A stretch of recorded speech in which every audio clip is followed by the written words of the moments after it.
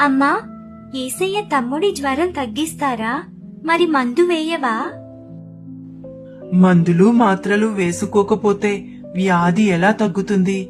మన ప్రార్థన యేసయ్య ఆలకిస్తారు. స్వస్థపరిచేది ఆయనే తల్లి. అదేంటమ్మా, నువ్వు చెప్పేది నాకు అర్థం కావడం లేదు. దేవుడు స్వస్థపరిస్తే ఇంకా మందులు దేనికి? దీంట్లో అర్థం కాకపోవడానికి ఏముంది తల్లి? వ్యాధిని తగ్గించడానికి మందులు, డాక్టర్లు, వ్యాధిని మాత్రం తొలగించేది దేవుడు.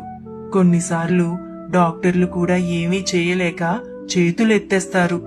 కాని మన యేసయ్య చనిపోయిన వారిని సహితం తిరిగి బ్రతికించగల శక్తిమంతుడు. ఇప్పుడు అర్థమైందమ్మా. మనం మందులు వాడాలి, డాక్టర్ చెప్పింది వినాలి, కానీ మన యేసయ్యకి విశ్వాసంతో ప్రార్థన చేయాలి. అంతే కదా? అందుకే దేవుని వాక్యం చెప్తుంది, మీలో ఎవరైనా అనారోగ్యంతో ఉంటే అతనికి నూనె రాసి ప్రార్థన చేయమని.